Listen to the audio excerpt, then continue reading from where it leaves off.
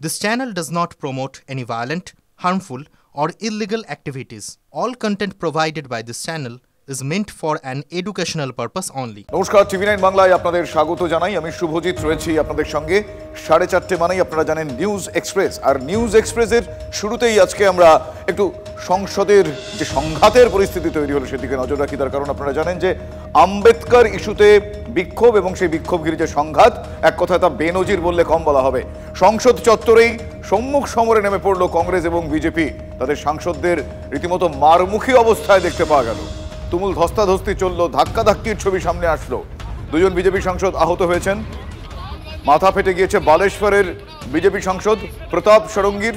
জখম হয়েছেন ফারুকাবাদের বিজেপি সাংসদ মুকেশ রাজপুত। রাহুল গান্ধীর বিরুদ্ধে বিজেপির এক মহিলা সাংসদকে ধাক্কা মারার অভিযোগ উঠেছে। বিজেপি সাংসদদের বিরুদ্ধেও পাল্টা মল্লিকার্জুন খার্গেকে ধাক্কা মারার অভিযোগ তোলা হয়েছে। রাহুল গান্ধীকে ঢুকতে বাধা দেওয়ার অভিযোগও উঠেছে।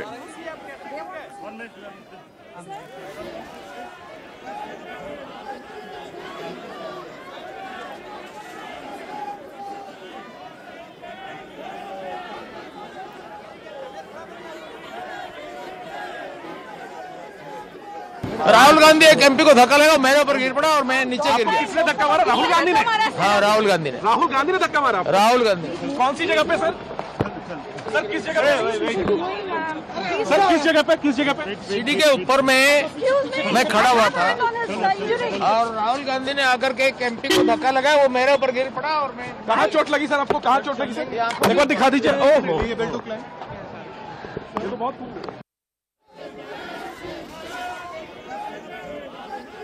সংসদ কুস্তির আখড়া নয়, রাহুল গান্ধীর বিরুদ্ধে শারীরিক নিগ্রহের অভিযোগ করলেন কিরেন রিজিজু। দেশ এবং সাংসদদের কাছে ক্ষমা চান রাহুল গান্ধী, এমনটাই দাবি করেছেন কিরেন রিজিজু। শোনাবো কি বলেছেন তিনি। आप क्या कराटे कुंफू सीख करके दूसरा एमपी को मारने के लिए सीखा है क्या? अगर हमारे एमपी भी हाथ उठाते तो क्या होते? ये कोई यहाँ बॉक्सिंग खेलने का, कुश्ती लड़ने का ये अखाड़ा नहीं है। हम लोग देखेंगे आगे क्या कार्रवाई उठाना है।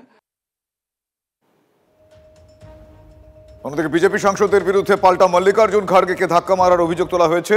রাহুল গান্ধীকে ঢুকতে বাধা দেওয়ারও অভিযোগ তোলা হয়েছে বিজেপি সাংসদদের বিরুদ্ধে। কি বলছেন প্রিয়াঙ্কা, কি বলছেন রাহুল, শুনুন।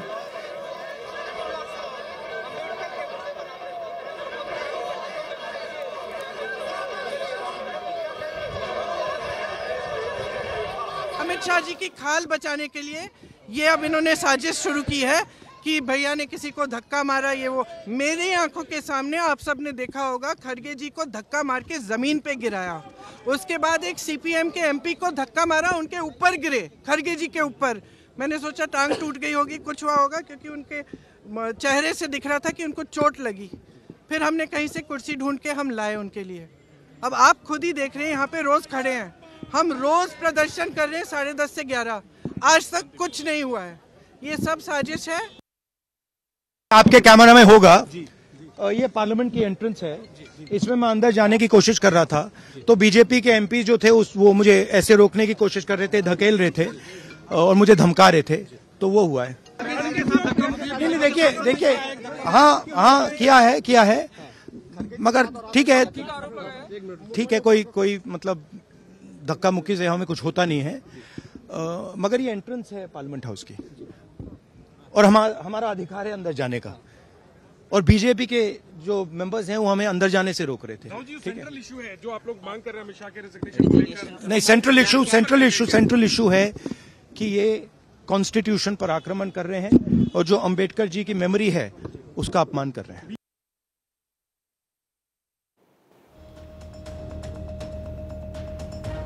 হাসপাতালে ভর্তি দুই বিজেপি সাংসদের সঙ্গে ফোনে কথা বলেছেন প্রধানমন্ত্রী নরেন্দ্র মোদী। প্রতাপ ষড়ঙ্গী ও মুকেশ রাজপুতের সঙ্গে কথা বলেছেন নরেন্দ্র মোদী। রাহুল গান্ধীর বিরুদ্ধে অভিযোগ জানাতে সংসদ মার্গ থানায় 3 বিজেপি সাংসদ গিয়েছেন। परिवार और इस पार्टी को अपने आप को कानून से ऊपर मानने की एक आदत सी पड़ गई है, उल्लंघन करने की आदत पड़ गई है। वो डेजिग्नेटेड पाथ जो बताया गया रास्ता उस पर नहीं गए, बल्कि एनडीए के सांसदों के बीच में दल बल के साथ कूच कर गए। ये शारीरिक हमला करना और उकसाने का काम उन्होंने किया है। हमने कंप्लेंट दर्ज करवाई है और अगर मैं आपको कहूं तो सेक्शन 109 अटेम्प्ट टू मर्डर है, section 109 is attempt to murder. অন্যদিকে তৃণমূলের পর এবার শাহর বিরুদ্ধে স্বাধিকার ভঙ্গের নোটিশ আনলো কংগ্রেস। অমিত শাহর বিরুদ্ধে নোটিশ রাজ্যসভার বিরোধী দলনেতার।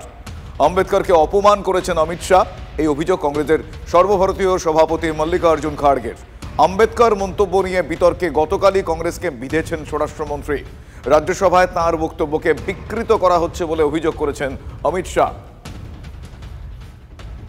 राज्यसभा में मेरे बयान को तोड़ मरोड़ कर पेश किया गया। कांग्रेस ने सार्वजनिक जीवन में जो पद्धति की है कि बयानों को तोड़ मरोड़ कर पेश करना, हो हल्ला मचाना, मेरा पूरा बयान जनता के सामने रखिए। मैं वो पार्टी से आता हूं जो पार्टी कभी अंबेडकर जी का अपमान नहीं कर सकती। पहले जनसंघ और फिर भारतीय जनता पार्टी ने हमेशा अंबेडकर जी के सिद्धांतों के आधार पर चलने का प्रयास किया है। স্পিকারকে চিঠি দিয়ে হেনস্থার অভিযোগ এনেছেন খড়গে। গতকাল কি বলেছিলেন অমিত শাহ, যে মন্তব্যকে কেন্দ্র করে বিতর্ক, সেই বিষয়টা আপনারা শুনলেন তার মুখে। ওম বিড়লাকে চিঠি দিয়েছেন কংগ্রেসের সর্বভারতীয় সভাপতি এবং তিনি দাবি করেছেন তাকে ধাক্কা দেন বিজেপির সাংসদরা, মাটিতে বসে পড়তে তিনি বাধ্য হন।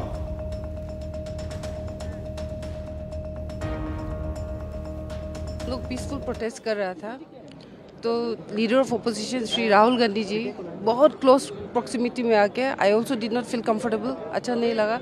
फिर वो ही स्टार्टेड शाउटिंग। ये ऐसे नहीं होता है, क्योंकि हम लोग प्रोटेस्ट जब करते साइड में कॉर्डन ऑफ करके इस सिक्योरिटी पर्सनल से वो जाने के लिए जगह बनाया था, तो हम लोग वहाँ प्रोटेस्ट कर रहा था, वो आके बहुत क्लोज प्रॉक्सिमिटी में वो ऐसे थ्रेटनिंग पोज में। অন্যদিকে স্পিকারকে চিঠি দিয়েছেন কংগ্রেস সাংসদরাও। রাহুল গান্ধীকে শারীরিকভাবে হেনস্থা করেছেন বিজেপির 3 সাংসদ। স্পিকার ওম বিড়লাকে চিঠি দিয়ে এমনটাই অভিযোগ কংগ্রেস সাংসদদের।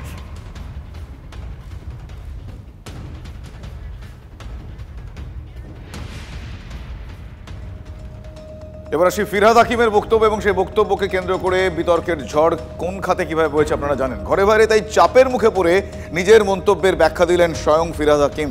সব ধর্মকে শ্রদ্ধা করেন কিন্তু নিজের ধর্মকে তিনি মেনে চলেন। সংখ্যালঘুদের একটি অনুষ্ঠানে মন্তব্য ফিরহাদ হাকিমের। মন্তব্যের অপব্যাখ্যার দায় তিনি চাপিয়েছেন সংবাদ মাধ্যমের একাংশের হাতে। মিথ্যা মালব্য বসে আছেন অপব্যাখ্যা করতে। নিজের মন্তব্যের অপব্যাখ্যার দায় অমিত মালব্যর ঘাড়ে চাপানোর চেষ্টা করেছেন ফিরহাদ হাকিম।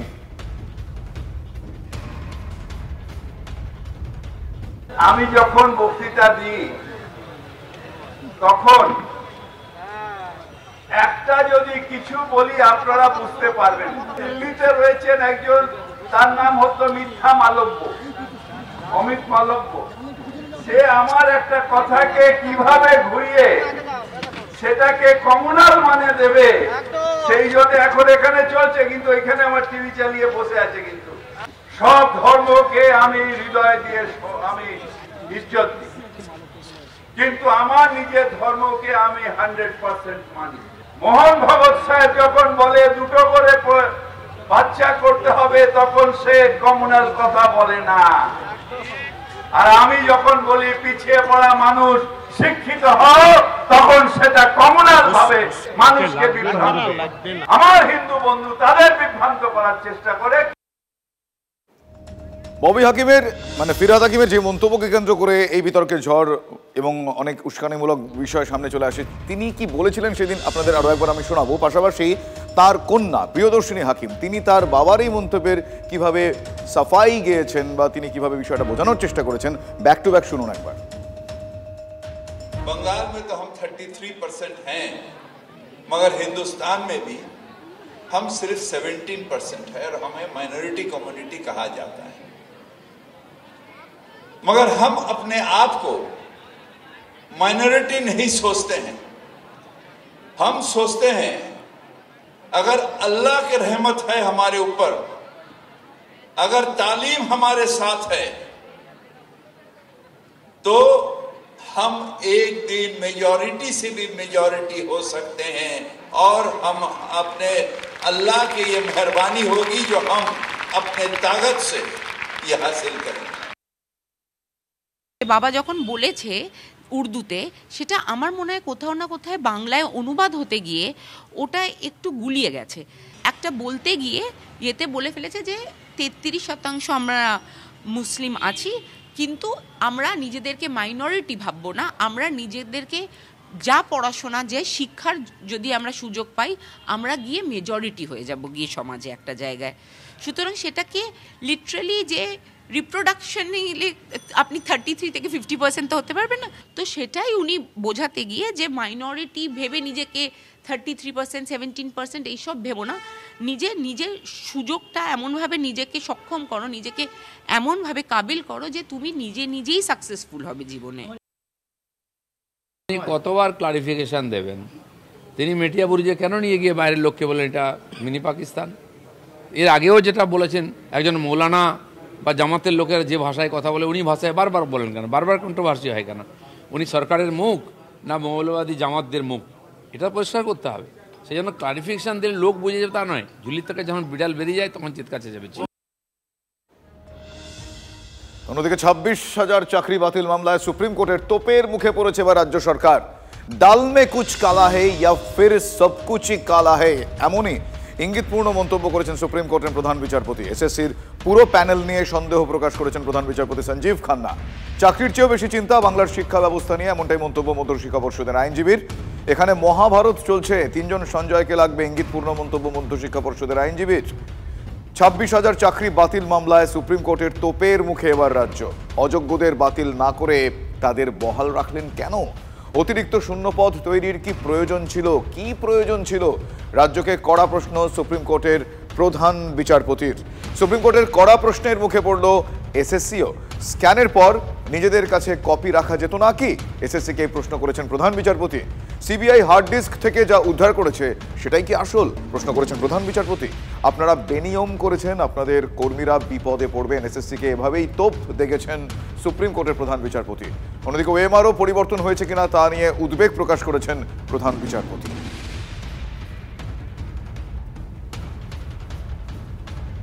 সুপ্রিম কোর্টে এসএসসি মামলার শুনানি শেষ হয়ে গিয়েছে। মামলার পরবর্তী শুনানি 2025 জানুয়ারি মাসে, মানে আগামী মাসে।